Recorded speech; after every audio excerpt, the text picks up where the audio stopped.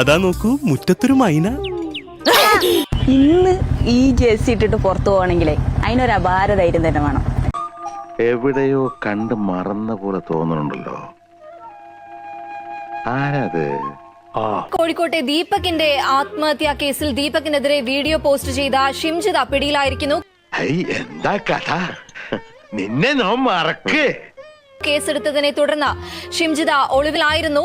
പിന്നാലെയാണ് ഇപ്പോൾ പോലീസ് പിടിയിലായത്. ഇവിടെ വെച്ച് കാണുന്ന സ്വപ്നേവി നിരീക്ഷില്ല.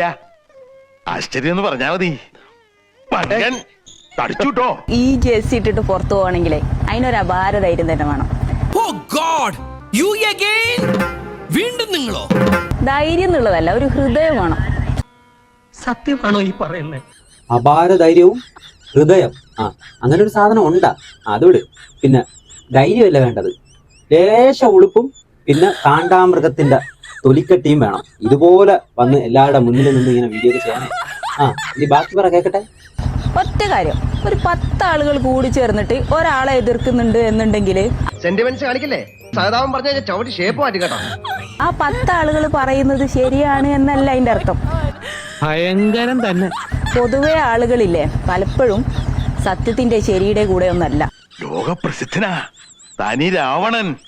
10 തലയാ ഇവന്. കുറെ ആളുകൾ എന്താണോ പറയുന്നത് അതിന്റെ കൂടെ, അല്ലെങ്കിൽ ഒച്ചത്തിൽ എന്താണോ കേൾക്കുന്നത് അതിന്റെ കൂടെയാണ്. അറിയോ, ആധുനിക മനഃശാസ്ത്രത്തിൽ ലോകപ്രസിദ്ധമായ 2 പ്രബന്ധങ്ങൾ ഇവന്റെയാ.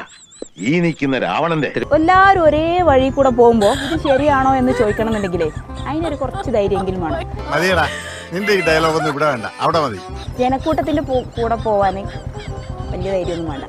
ഇവന്റെ അഹങ്കാരം വെച്ച് നോക്കിയാ 2 കാര്യം ഓടിയേണ്ടതാ. എന്നാ സത്യത്തിന്റെ ശരിയുടെ നീതിയുടെ ന്യായത്തിന്റെ കൂടെ ഒറ്റക്ക് നിൽക്കണമെങ്കിലേ അതിനൊരു ഹൃദയം തന്നെ വേണം.